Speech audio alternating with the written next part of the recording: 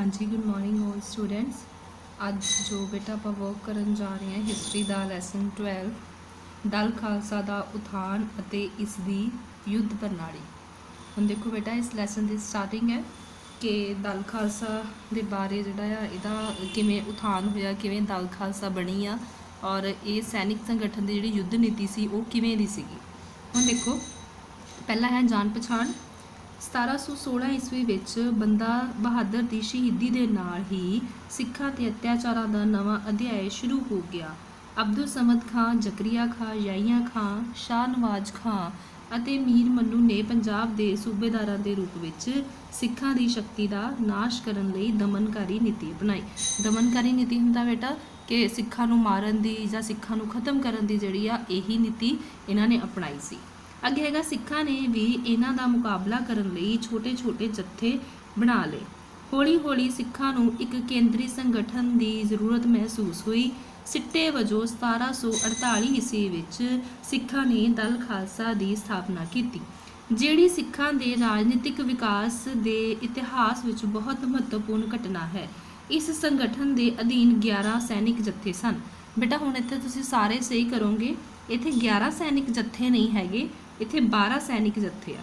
ਸੋ ਸਾਰੇ ਬੱਚੇ ਆਪਣੀ ਬੁੱਕ ਦੇ ਉੱਤੇ ਸਹੀ ਕਰ ਲੈਣ ਕਿ 12 ਸੈਨਿਕ ਜੱਥੇ ਸਨ। ਇੱਥੇ ਪ੍ਰਿੰਟਿੰਗ 'ਚ ਮਿਸਟੇਕ ਹੈ, ਸੋ ਸਾਰੇ ਪਾਸੇ ਆਪਾਂ 12 ਜੱਥੇ ਹੀ ਕਰਾਂਗੇ।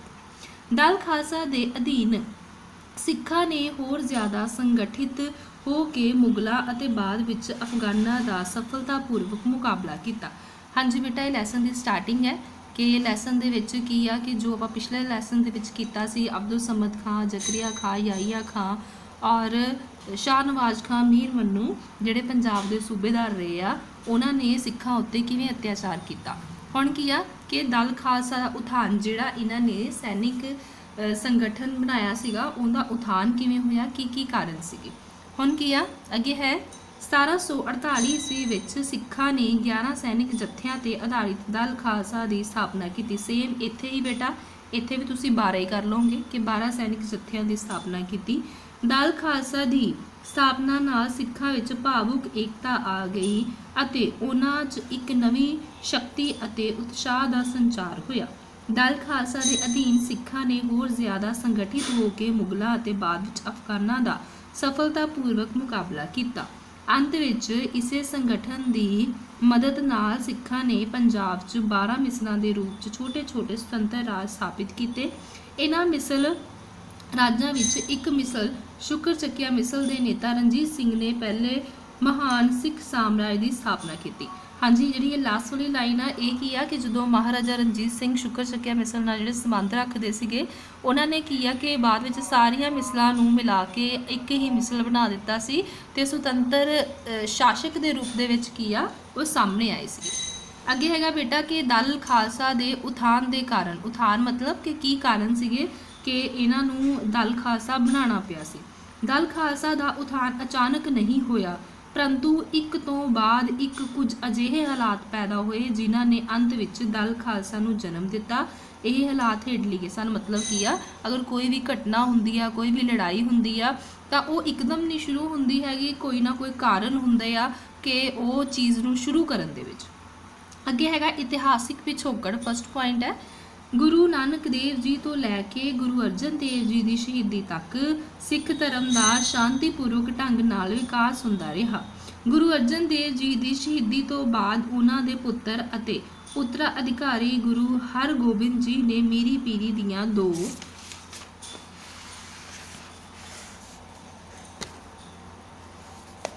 ਤਲਵਾਰਾਂ ਧਾਰਨ ਕੀਤੀਆਂ। ਇਸ ਦੇ ਨਾਲ ਹੀ ਸਿੱਖ ਮੁਗਲ ਸੰਘਰਸ਼ ਸ਼ੁਰੂ ਹੋ ਗਿਆ। ਹੁਣ ਕੀ ਆ ਕਿ ਜਦੋਂ ਪਹਿਲਾਂ ਸੀਗੇ ਕਿ ਗੁਰੂ ਨਾਨਕ ਦੇਵ ਜੀ, ਗੁਰੂ ਅੰਗਦ ਦੇਵ ਜੀ, ਗੁਰੂ ਅਮਰਦਾਸ ਜੀ, ਉਸ ਸਮੇਂ ਤੱਕ ਕੀ ਸੀਗਾ ਉਹਨਾਂ ਨੇ ਸਿਰਫ ਆਪਣੇ ਧਰਮ ਦਾ ਪ੍ਰਚਾਰ ਕੀਤਾ ਸੀ। ਪਰ ਜਦੋਂ ਗੁਰੂ ਅਰਜਨ ਦੇਵ ਜੀ ਦੀ ਸ਼ਹੀਦੀ ਅਤੇ ਉਸ ਤੋਂ ਬਾਅਦ ਗੁਰੂ ਹਰਗੋਬਿੰਦ ਜੀ ਨੇ ਮੀਰੀ ਔਰ ਪੀਰੀ ਤਲਵਾਰਾਂ ਧਾਰਨ ਕੀਤੀਆਂ ਤਾਂ ਸਿੱਖਾਂ ਅਤੇ ਮੁਗਲਾਂ ਦੇ ਵਿਚਕਾਰ ਕੀ ਆ ਸੰਘਰਸ਼ ਜਿਹੜਾ ਆ ਉਹ ਜ਼ਿਆਦਾ ਸ਼ੁਰੂ ਹੋ ਗਿਆ। ਹੁਣ ਕੀ ਆ ਗੁਰੂ ਗੋਬਿੰਦ ਸਿੰਘ ਜੀ ਨੇ ਵੀ ਮੁਗਲਾਂ ਨਾਲ ਕਈ ਲੜਾਈਆਂ ਕਰਨੀਆਂ ਪਈਆਂ। ਬੰਦਾ ਬਹਾਦਰ ਨੇ ਸਫਲ ਸੈਨਿਕ ਮੁਹਿੰਮ ਚਲਾ ਕੇ ਪੰਜਾਬ ਵਿੱਚ ਕੁਝ ਸਮੇਂ ਲਈ ਇੱਕ ਸੁਤੰਤਰ ਸਿੱਖ ਰਾਜ ਦੀ ਸਥਾਪਨਾ ਕਰਨ ਲਈ, ਪਰੰਤੂ ਉਸ ਦੀ ਸ਼ਹੀਦੀ ਦੇ ਨਾਲ ਹੀ ਮੁਗਲਾਂ ਨੇ ਸਿੱਖਾਂ ਤੇ ਧਾਰਮਿਕ ਜ਼ੁਲਮ ਦਾ ਦੌਰ ਸ਼ੁਰੂ ਕਰ ਦਿੱਤਾ। ਹੁਣ ਕੀ ਸੀਗਾ ਕਿ ਜਿਵੇਂ ਹੀ ਬੰਦਾ ਬਹਾਦਰ ਦੀ ਜਿਹੜੀ ਆ ਸ਼ਹੀਦੀ ਹੋਈ ਆ ਤਾਂ ਮੁਗਲਾਂ ਔਰ ਸਿੱਖਾਂ ਦੇ ਵਿੱਚ ਜਿਹੜਾ ਸੀਗਾ ਦੌਰ ਸੀਗਾ ਉਹ ਜ਼ਿਆਦਾ ਸੈਨਿਕ ਕਾਰਵਾਈਆਂ ਦੇ ਕਾਰਨ ਵੱਧ ਗਿਆ ਸੀਗਾ। ਫਿਰ ਅੱਗੇ ਹੈਗਾ ਆ, ਪਰੰਤੂ ਸਿੱਖਾਂ ਨੇ ਬਹੁਤ ਮੁਸ਼ਕਲਾਂ ਸਹਿਣ ਕਰਕੇ ਵੀ ਆਪਣੇ ਹੌਸਲੇ ਬੁਲੰਦ ਰੱਖੇ। ਇਸ ਤਰ੍ਹਾਂ ਇਸ ਇਤਿਹਾਸ ਵਿੱਚ ਨਵਾਬ ਕਪੂਰ ਸਿੰਘ ਨੇ ਸਾਰੇ ਸਿੱਖ ਜੱਥੇ ਦਾ ਇੱਕ ਸਮੂਹਿਕ ਸੈਨਿਕ ਸੰਗਠਨ ਬਣਾਇਆ ਜਿਸ ਨੂੰ ਦਲ ਖਾਲਸਾ ਦਾ ਨਾਂ ਦਿੱਤਾ ਗਿਆ। ਹਾਂਜੀ ਬੇਟਾ 1 ਮਾਰਕਸ ਤੁਹਾਨੂੰ ਪੁੱਛ ਵੀ ਲਿਆ ਜਾਂਦਾ ਕਿ ਦਲ ਖਾਲਸਾ ਤੋਂ ਕੀ ਭਾਵ ਹੈ। ਸੋ ਦਲ ਖਾਲਸਾ ਦਾ ਮਤਲਬ ਕੀ ਆ ਕਿ ਸਮੂਹਿਕ ਸੈਨਿਕ ਸੰਗਠਨ ਜਾਂ ਸੈਨਿਕ ਸੰਗਠਨ, ਕਿ ਜਿਹੜਾ ਆ ਕਿ ਇਹ ਸਿਰਫ ਸੈਨਿਕ ਸੰਗਠਨ ਸੀਗਾ। ਉਸ ਤੋਂ ਬਾਅਦ ਸੈਕਿੰਡ ਪੁਆਇੰਟ ਹੈਗਾ ਆ ਕਿ ਦਲ ਖਾਲਸੇ ਦੇ ਉਥਾਨ ਦੇ ਹੋਰ ਕਿਹੜੇ ਕਾਰਨ ਸੀਗੇ। ਇੱਕ ਹੈਗਾ ਆ ਖਾਲਸਾ ਦੀ ਸਥਾਪਨਾ। 1675 ਈਸਵੀ ਵਿੱਚ ਜਦੋਂ ਮੁਗਲਾਂ ਨੇ ਗੁਰੂ ਤੇਗ ਬਹਾਦਰ ਜੀ ਨੂੰ ਸ਼ਹੀਦ ਕੀਤਾ ਤਾਂ ਇਸ ਜ਼ੁਲਮ ਦਾ ਬਦਲਾ ਲੈਣ ਲਈ ਗੁਰੂ ਗੋਬਿੰਦ ਸਿੰਘ ਜੀ ਨੇ 1699 ਈਸਵੀ ਵਿੱਚ ਖਾਲਸਾ ਪੰਥ ਦੀ ਸਥਾਪਨਾ ਕੀਤੀ, ਜਿਸ ਦੁਆਰਾ ਉਹਨਾਂ ਨੇ ਮੁਗਲਾਂ ਦੇ ਡਰ ਤੋਂ ਕਾਇਰ ਬਣੀ ਹੋਈ ਸਿੱਖ ਕੌਮ ਨੂੰ ਬਹਾਦਰ ਬਣਾ ਦਿੱਤਾ।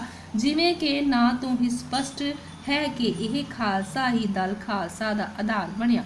ਅਸਲ ਵਿੱਚ ਦਲ ਖਾਲਸਾ ਗੁਰੂ ਗੋਬਿੰਦ ਸਿੰਘ ਜੀ ਦੁਆਰਾ ਸਥਾਪਿਤ ਖਾਲਸਾ ਸੈਨਿਕਾਂ ਦਾ ਹੀ ਸਮੂਹਿਕ ਸੰਗਠਨ ਸੀ। ਮਤਲਬ ਕੀ ਆ ਕਿ ਇੱਕ ਵਿਸ਼ੇਸ਼ ਸੈਨਿਕ ਸੰਗਠਨ ਸੀ ਕਿ ਸਿੱਖਾਂ ਨੂੰ ਇਕੱਤਰਿਤ ਕਰਨ ਦੇ ਲਈ, ਸਿੱਖਾਂ ਨੂੰ ਇਕੱਠੇ ਕਰਨ ਦੇ ਲਈ ਇਹ ਦਲ ਖਾਲਸਾ ਦਾ ਜਿਹੜਾ ਉਥਾਨ ਹੋਣਾ ਆ ਉਹ ਬਹੁਤ ਜ਼ਰੂਰੀ ਸੀਗਾ। ਅੱਗੇ ਹੈਗਾ ਸਿੱਖਾਂ ਤੇ ਅਤਿਆਚਾਰ। 1716 ਈਸਵੀ ਵਿੱਚ ਬੰਦਾ ਬਹਾਦਰ ਦੀ ਸ਼ਹੀਦੀ ਤੋਂ ਬਾਅਦ ਸਿੱਖਾਂ ਵਿੱਚ ਕੋਈ ਅਜਿਹਾ ਨੇਤਾ ਨਾ ਰਿਹਾ ਜੋ ਉਹਨਾਂ ਨੂੰ ਯੋਗ ਅਗਵਾਈ ਪ੍ਰਦਾਨ ਕਰ ਸਕਦਾ। ਇਸ ਲਈ ਸਿੱਖ ਆਪਣੇ ਆਪ ਨੂੰ ਏਕਤਾ ਦੇ ਸੂਤਰ ਵਿੱਚ ਸੰਗਠਿਤ ਨਾ ਕਰ ਸਕੇ। ਇਸ ਦਾ ਲਾਭ ਉਠਾ ਕੇ ਲਾਹੌਰ ਦੇ ਸੂਬੇਦਾਰਾਂ ਅਬਦੁਲ ਸਮਦ ਖਾਂ, ਜ਼ਕਰੀਆ ਖਾਂ, ਯਾਹੀਆ ਖਾਂ ਅਤੇ ਮੀਰ ਮੰਨੂ ਨੇ ਸਿੱਖਾਂ ਦੇ ਵਿਰੁੱਧ ਦਮਨਕਾਰੀ ਨੀਤੀ ਅਪਣਾ ਲਈ। ਹਜ਼ਾਰਾਂ ਸਿੱਖਾਂ ਨੂੰ ਲਾਹੌਰ ਵਿੱਚ ਨਕਸ਼ ਦੇ ਸਥਾਨ ਤੇ ਸ਼ਹੀਦ ਕੀਤਾ ਗਿਆ। ਸਿੱਟੇ ਵਜੋਂ ਦੂਜੇ ਸਿੱਖਾਂ ਨੇ ਪਹਾੜਾਂ ਅਤੇ ਜੰਗਲਾਂ ਵਿੱਚ ਸ਼ਰਨ ਲੈ ਲਈ। ਉਚਿਤ ਮੌਕਾ ਪਾਉਂਦੇ ਹੋਏ ਹੀ ਛੋਟੇ-ਛੋਟੇ ਜੱਥਿਆਂ ਵਿੱਚ ਮੁਗਲ ਸੈਨਾ ਨੇ ਹਮਲਾ ਕਰਦੇ ਅਤੇ ਲੁੱਟਮਾਰ ਦੇ ਪੈਸੇ ਤੇ ਜੀਵਨ ਗੁਜ਼ਾਰਾ ਕਰਦੇ। ਮੁਗਲਾਂ ਦੇ ਅਤਿਆਚਾਰਾਂ ਦਾ ਸਫਲਤਾਪੂਰਵਕ ਸਾਹਮਣਾ ਕਰਨ ਦੇ ਲਈ ਉਹਨਾਂ ਨੂੰ ਦਲ ਖਾਲਸਾ ਵਰਗੇ ਸ਼ਕਤੀਸ਼ਾਲੀ ਸੰਗਠਨ ਦੀ ਸਥਾਪਨਾ ਕਰਨ ਦੀ ਜ਼ਰੂਰਤ ਮਹਿਸੂਸ ਹੋਈ। ਇਸੇ ਜ਼ਰੂਰਤ ਦੇ ਦਲ ਖਾਲਸਾ ਨੂੰ ਜਨਮ ਦਿੱਤਾ। ਮਤਲਬ ਕੀ ਸੀਗਾ ਕਿ ਸਿੱਖਾਂ ਉੱਤੇ ਅਤਿਆਚਾਰਾਂ ਦੇ ਦੌਰ ਜਿਹੜਾ ਹੈ ਬੇਟਾ ਬਹੁਤ ਵੱਧ ਗਿਆ ਸੀਗਾ, ਜਿਹਦੇ ਕਰਕੇ ਕੀ ਸੀ ਸਿੱਖਾਂ ਨੂੰ ਆਪਣੀ ਜਾਨ ਬਚਾਉਣ ਦੇ ਲਈ ਇਹ ਸਭ ਕੁਝ ਕਰਨਾ ਪਿਆ। ਉਹਨਾਂ ਨੂੰ ਜੰਗਲਾਂ ਪਹਾੜਾਂ ਦੇ ਵਿੱਚ ਜਾ ਕੇ ਜਿਹੜੀ ਉਹ ਸ਼ਰਨ ਲੈਣੀ ਪਈ ਆ। ਸੋ ਇਸ ਕਰਕੇ ਪੂਰੇ ਪਹਿਰੇ ਦੇ ਵਿੱਚ ਇਹੀ ਦੱਸਿਆ ਗਿਆ ਕਿ ਸਿੱਖਾਂ ਉੱਤੇ ਉਹਨਾਂ ਨੂੰ ਉਹ ਲੁੱਟ ਮਾਰ ਦੇ ਪੈਸੇ ਦੇ ਉੱਤੇ ਹੀ ਆਪਣਾ ਜੀਵਨ ਗੁਜ਼ਾਰਾ ਕਰਨ ਲੱਗ ਗਏ ਸੀਗੇ। ਸੋ ਆਪਣੀ ਕੌਮ ਨੂੰ ਬਚਾਉਣ ਦੇ ਲਈ, ਆਪਣੀ ਜਾਤੀ ਨੂੰ ਬਚਾਉਣ ਦੇ ਲਈ ਸਿੱਖਾਂ ਨੂੰ ਕੀ ਆ ਇਹਨਾਂ ਦਾ ਸਾਹਮਣਾ ਕਰਨਾ ਪਿਆ। ਅੱਗੇ ਹੈਗਾ ਨੈਕਸਟ ਬੁੱਢਾ ਦਲ ਅਤੇ ਤਰੁਣਾ ਦਲ ਦਾ ਸੰਗਠਨ। ਜਦੋਂ ਜ਼ਕਰੀਆ ਖਾਂ ਆਪਣੇ ਕਠੋਰ ਯਤਨਾਂ ਦੇ ਬਾਵਜੂਦ ਸਿੱਖਾਂ ਦੀ ਸ਼ਕਤੀ ਨੂੰ ਨਾ ਕੁਚਲ ਸਕਿਆ ਤਾਂ ਉਸਨੇ ਸ਼ਾਂਤੀ ਸਥਾਪਿਤ ਕਰਨ ਲਈ 1733 ਈਸਵੀ ਵਿੱਚ ਉਹਨਾਂ ਨਾਲ ਸਮਝੌਤਾ ਕਰ ਲਿਆ। ਉਸਨੇ ਸਿੱਖਾਂ ਦੇ ਵਿਰੁੱਧ ਦਮਨਕਾਰੀ ਨੀਤੀ ਕੁਝ ਸਮੇਂ ਲਈ ਬੰਦ ਕਰ ਦਿੱਤੀ। ਇਸ ਨਾਲ ਸਿੱਖਾਂ ਨੂੰ ਆਪਣੇ ਛੋਟੇ-ਛੋਟੇ ਜੱਥਿਆਂ ਨੂੰ ਸੰਗਠਿਤ ਕਰਨ ਦਾ ਸੁਨਹਿਰਾ ਮੌਕਾ ਮਿਲਿਆ। 1734 ਈਸਵੀ ਵਿੱਚ ਨਵਾਬ ਕਪੂਰ ਸਿੰਘ ਨੇ ਸੁਝਾਅ ਅਤੇ ਅਗਵਾਈ ਹੇਠ ਬੁੱਢਾ ਦਲ ਅਤੇ ਤਰੁਣਾ ਦਲ ਨਾਮੀ ਸਿੱਖਾਂ ਦੇ ਦੋ ਸੰਗਠਨ ਬਣਾਏ ਗਏ। ਸਿੱਖਾਂ ਦੀਆਂ ਗਤੀਵਿਧੀਆਂ ਫੇਰ ਤੇਜ਼ ਹੋ ਗਈਆਂ। ਜ਼ਕਰੀਆ ਖਾਂ ਨੇ ਗੁੱਸੇ ਵਿੱਚ ਆ ਕੇ ਸਿੱਖਾਂ ਦੇ ਵਿਰੁੱਧ ਕਠੋਰ ਕਾਰਵਾਈ ਸ਼ੁਰੂ ਕਰ ਦਿੱਤੀ, ਜਿਸ ਦੇ ਕਾਰਨ ਸਿੱਖ ਫਿਰ ਛੋਟੇ-ਛੋਟੇ ਜੱਥਿਆਂ ਦੇ ਰੂਪ ਵਿੱਚ ਬਿਖਰ ਗਏ।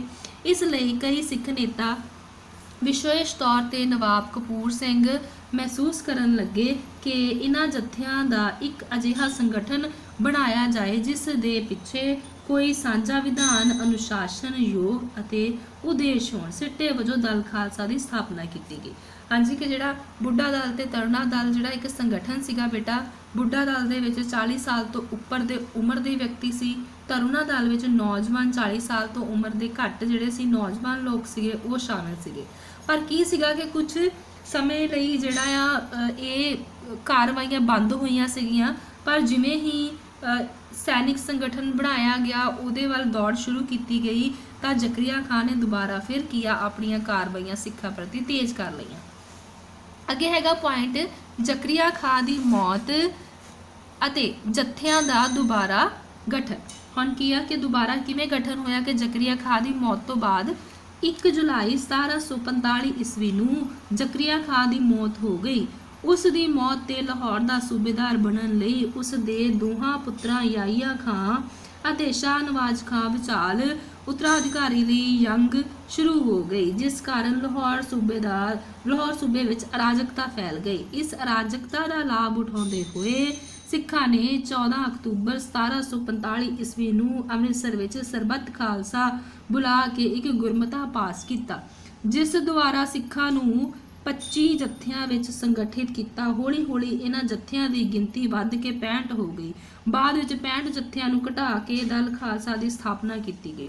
ਹੁਣ ਦੇਖੋ ਕਿ ਜ਼ਕਰੀਆ ਖਾਂ ਦੀ ਮੌਤ ਤੋਂ ਬਾਅਦ ਉਹਨਾਂ ਦੇ ਦੋਨਾਂ ਪੁੱਤਰਾਂ ਦੇ ਵਿੱਚ ਯਾਹੀਆ ਖਾਂ ਤੇ ਸ਼ਾਹ ਨਵਾਜ਼ ਖਾਂ ਵਿੱਚ ਘਰੇਲੂ ਯੁੱਧ ਛਿੜ ਗਿਆ ਕਿ ਇੱਕ ਕਹਿ ਰਿਹਾ ਸੀ ਮੈਨੂੰ ਗੱਦੀ ਚਾਹੀਦੀ ਆ, ਇੱਕ ਕਹਿ ਰਿਹਾ ਸੀ ਮੈਨੂੰ ਗੱਦੀ ਚਾਹੀਦੀ ਆ, ਜਿਹਦੇ ਕਰਕੇ ਕੀ ਸੀ ਸਿੱਖਾਂ ਨੇ ਇਸ ਗੱਲ ਦਾ ਫਾਇਦਾ ਉਠਾਇਆ ਔਰ ਇੱਕ ਸਰਬੱਤ ਖਾਲਸਾ ਦੀ ਸਭਾ ਬੁਲਾ ਕੇ ਅੰਮ੍ਰਿਤਸਰ ਦੇ ਵਿੱਚ ਇੱਕ ਗੁਰਮਤਾ ਪਾਸ ਕੀਤਾ। ਔਰ ਜਿਹੜਾ ਇਹ 65 ਜੱਥੇ ਸੀ, ਪਹਿਲਾਂ 25 ਜੱਥੇ ਸੀ, ਫਿਰ ਉਹਨਾਂ ਦੀ ਕਾਊਂਟਿੰਗ ਵੱਧ ਗਈ, ਉਸ ਤੋਂ ਬਾਅਦ ਉਹ 65 ਹੋਏ। ਹੌਲੀ ਹੌਲੀ ਕਰਦੇ ਕਰਦੇ ਕੀ ਆ ਸਿੱਖਾਂ ਨੂੰ 12 ਜੱਥਿਆਂ ਦੇ ਵਿੱਚ ਕੀ ਆ ਬਦਲ ਦਿੱਤਾ ਗਿਆ। ਅੱਗੇ ਹੈਗਾ 6th ਪੁਆਇੰਟ, ਨਵਾਬ ਕਪੂਰ ਸਿੰਘ ਦੀ ਸੂਝ-ਬੂਝ ਅਤੇ ਦੂਰਦਰਸ਼ਤਾ। ਅੱਗੇ ਪ੍ਰਸਿੱਧ ਸਿੱਖ ਨੇਤਾ ਨਵਾਬ ਕਪੂਰ ਸਿੰਘ ਦੀ ਸੂਝ-ਬੂਝ ਅਤੇ ਦੂਰਦਰਸ਼ਤਾ ਵੀ ਦਲ ਖਾਲਸਾ ਦੀ ਸਥਾਪਨਾ ਦਾ ਇੱਕ ਮੁੱਖ ਕਾਰਨ ਸੀ। 1734 ਈਸਵੀ ਵਿੱਚ ਨਵਾਬ ਕਪੂਰ ਸਿੰਘ ਦੇ ਯਤਨਾਂ ਦੇ ਨਾਲ ਹੀ ਬੁੱਢਾ ਦਲ ਅਤੇ ਤਰੁਣਾ ਦਲ ਦੀ ਸਥਾਪਨਾ ਹੋਈ ਸੀ। ਨਵਾਬ ਕਪੂਰ ਸਿੰਘ ਦੇ ਸੁਝਾਅ ਤੇ ਹੀ 1748 ਈਸਵੀ ਦੇ ਸਰਬੱਤ ਖਾਲਸਾ ਦੇ ਸੰਮੇਲਨ ਵਿੱਚ ਸਾਰੇ ਜੱਥਿਆਂ ਦਾ ਦਲ ਖਾਲਸਾ ਦੇ ਰੂਪ ਵਿੱਚ ਇੱਕ ਸਮੂਹ ਸੈਨਿਕ ਸੰਗਠਨ ਤਿਆਰ ਕੀਤਾ ਗਿਆ। ਹੁਣ ਕੀ ਸੀਗਾ ਕਿ ਇਸ ਟਾਈਮ ਦੇ ਉੱਤੇ ਜਿਹੜਾ ਨਵਾਬ ਕਪੂਰ ਸਿੰਘ ਸੀਗਾ ਉਹਦੀ ਸੂਝ-ਬੂਝ ਔਰ ਦੂਰਦਰਸ਼ਤਾ, ਸੂਝ-ਬੂਝ ਕੇ ਚੰਗੀ ਸੋਚਵਾਨ ਵਾਲਾ, ਦੂਰਦਰਸ਼ਤਾ ਮਤਲਬ ਕਿ ਜੋ ਦੂਰ ਦੀ ਸੋਚਦਾ ਹੋਵੇ, ਜਿਹਨੂੰ ਪਤਾ ਹੋਵੇ ਕਿ ਸਿੱਖਾਂ ਉੱਤੇ ਜਿਹੜਾ ਆਉਣ ਵਾਲਾ ਸਮਾਂ ਆ ਉਹ ਬਹੁਤ ਮਾੜਾ ਹੈ।